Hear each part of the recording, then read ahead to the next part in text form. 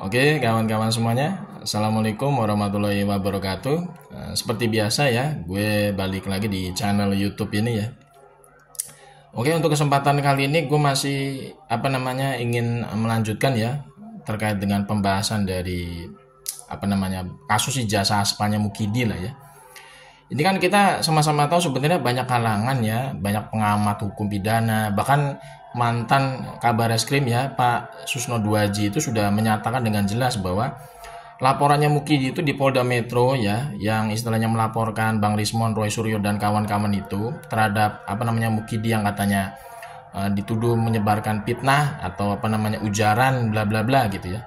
Itu sebenarnya tidak bisa diproses sebelum ijazahnya Mukidi itu dinyatakan asli oleh pihak pengadilan yang berkekuatan hukum tetap sampai tingkat kasasi. Ini tentu menjadi sangat mengherankan kalau misalkan laporannya Mukidi di Polda Metro itu dan kroco-kroconya Mukidi itu yang melaporkan Bang Rismon dan kawan-kawan di Polda Metro itu masih terus dilanjutkan oleh pihak kepolisian. Ini kan menjadi tanda tanya gitu ya.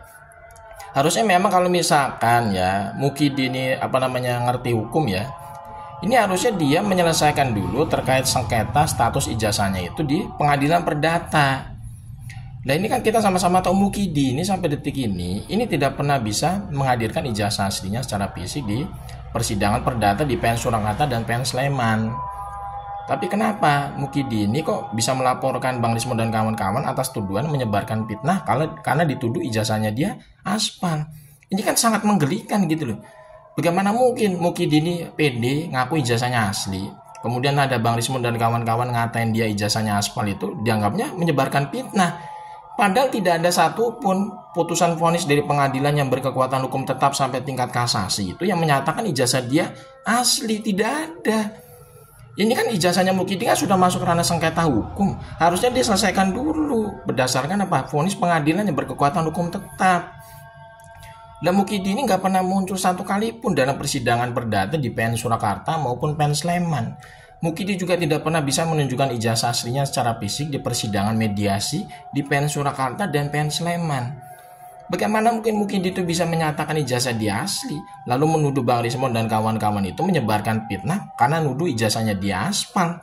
Padahal tidak ada dasar hukumnya yang menunjukkan ijazah dia asli berdasarkan vonis pengadilan. Ini kan agak lucu, menggelikan gitu loh. Itu harusnya laporan Bang Rismon dan kawan-kawan itu dari Mukidi itu di Polda Metro itu tidak bisa lanjut harusnya ya, demi hukum. Harusnya yang diselesaikan itu pengadilan perdatanya dulu gitu loh. Jadi memang harus ada komprehensif pada runutannya gitu ya. Jadi jangan sampai penegakan hukum di kasus ijazah aspalnya Mukidi ini lompat-lompat. Ijazahnya Mukidi itu belum jelas statusnya asli atau aspal berdasarkan vonis peradilan sampai tingkat kasasi.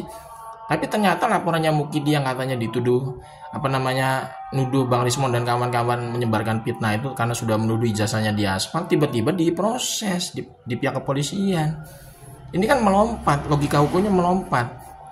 Harusnya diselesaikan dulu status ijazahnya Mukidi ini asli atau aspal lewat perdata gitu loh.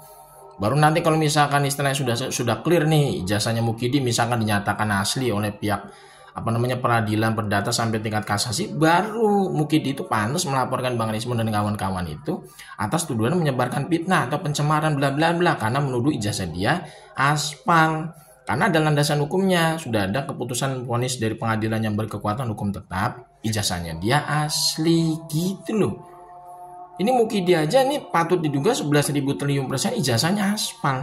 Karena ijazah aslinya dia secara fisik tidak pernah bisa dimunculkan di persidangan perdata sampai detik ini. Kok bisa dia pede banget ya melaporkan Bang Rismon dan kawan-kawan dengan pasal fitnah. Padahal ijazah aslinya dia aja nggak pernah muncul dalam peradilan. Ini tentu sangat mengocok perut ini kelakuan Mukidi ya, dan kroni-kroninya yang melaporkan Bang Rismon itu. Mereka itu seperti tidak tahu hukum ya, tidak tahu yang namanya asas prosedur hukum yang benar. Ijazahnya Mukidi belum bisa dinyatakan asli berdasarkan putusan peradilan yang berkekuatan hukum tetap, tapi mereka itu udah nuduh orang lain itu menyebarkan fitnah. Kalau misalkan orang lain itu ngatain ijazahnya Mukidi aspal berdasarkan kajian analisis saintifik secara akademis. Ini tentu sangat ironis ya bangsa ini kalau misalkan penegakan hukumnya seperti ini. Jadi kasus ijazah aspalnya Mukidi ini seolah-olah tuh kayak melompat prosedur hukumnya. ya kan? Peradilan perdatanya terkait ijazahnya Mukidin ini belum diselesaikan sampai tuntas, tiba-tiba laporan pidananya di Polda Metro dari Mukidi yang melaporkan Bang Rismon itu udah jalan terus gitu loh. Sampai ada pasal hasutan lah, pasal menyebarkan ya provokator atau apalah itu kan. Aneh-aneh menurut gua pasal-pasal yang dilaporkan itu loh.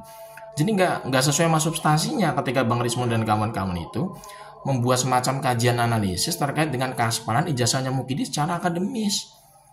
Ini tentu menjadi presiden buruk ya bagi bangsa kita yang katanya negara hukum.